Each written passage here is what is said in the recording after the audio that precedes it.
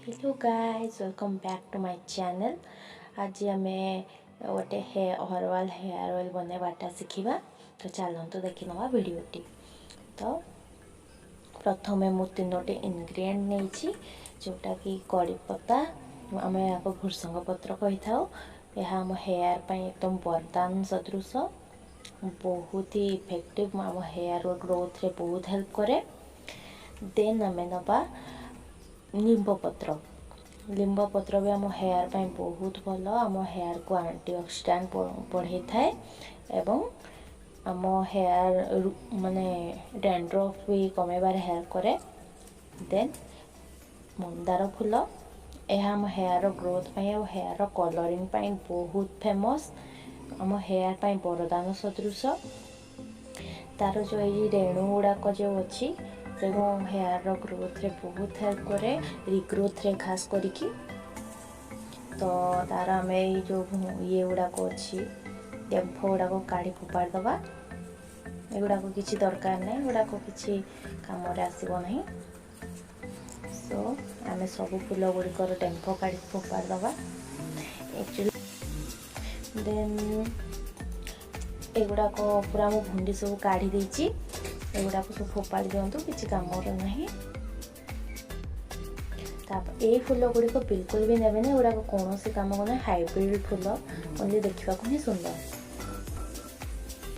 तो आम गोटे बाउल नहीं एक्चुअली मत गोटे बड़ जगह नबार था, बट मु बाउल नहीं। तो आम गैस ऑन कर देछे। सीम एकदम करदे ना सब किसी पोड़ी जीव, तेल भी बर्बाद हो।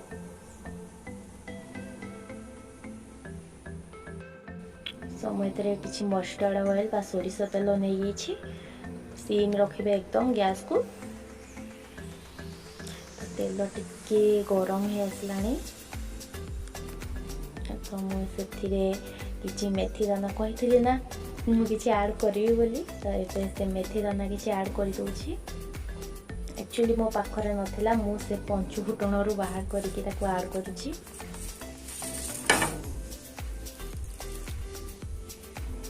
तो ये ऐड कर दिंतु।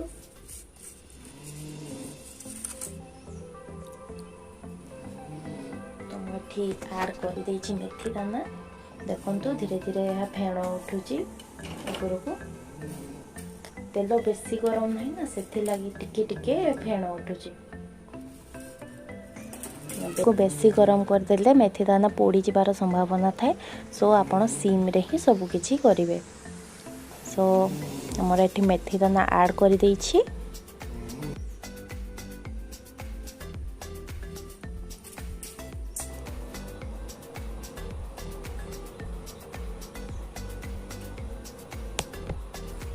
देखंतु एबे मेथी दाना पूरा फुटी आसला। तो आम कड़ी पत्ता मु ऐड कर देली। लिंब पत्र को ऐड करके किसी समय भाजिला पर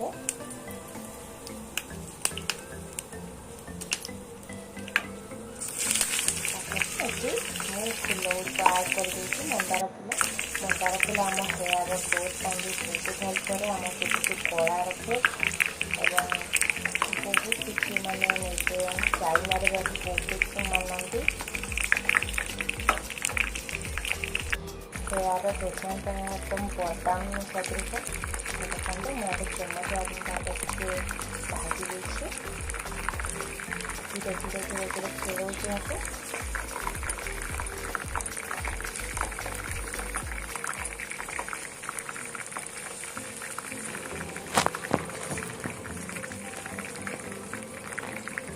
तो मुझे भल कि भाजी नहीं क्रिस्पी हुआ जाके। तो मु गैस ऑफ कर देछि। तो सही तार तेलर टेम्परेचर टिके सेमती सी नहीं कि रहा को दूची। एबे हम यहाँ को 6 घंटा खंडे एमती अवस्था छाड़देवा। फल जमीक फूलर एवं पत्र गुड़ाकर सब गुणकारी जिनस गुड़ाक तेल मिक्स हो फल एम लगे आम हेयर ग्रोथ हम। एवं जदि आपंकर हेयर किसी प्रॉब्लम अच्छे हेयर फॉल हो कौन प्रकार डैंड्रफ कि कौन प्रकार प्रॉब्लम हो तेल लगे आपको एकदम से मुक्ति पाइपर। जदि भिडियोटी भल लगी तेज निश्चय लाइक करेंगे और मो चैनल को सब्सक्राइब करेंगे फल एमती भल भल भिडियो आपंपारी। सो प्लीज गाइज सपोर्ट करूँ सब्सक्राइब करूँ मो चैनल आउ बेल आइकन को दबाया को बिल्कुल भी भूलें फल आपंपाखे सब फास्ट नोटिफिकेशन पहुँची जाव आप मो वीडियो सब फास्ट देखिपारे। सो तेलटी एवं हो 6 घंटा खंडे घोड़ेबेनी सेमती रखिदेवे। एबे 6 घंटा हो मुझे एक्सट्रैक्ट करुच्ची तेल। देखो एमती आप गोटे कपड़े आपमती करें भल के छाणी नियंतु कारण से छोट छोट डस्ट माने भी जापे आप 2 परस्त करके छाणु चाहिए। ए 2टी विटामिन ई कैप्सूल आपण ऐड करें बट मु ऐड करनी मत से किसी दरकार नहीं। सो ये आम भिडियोटी कंप्लीट हो गला।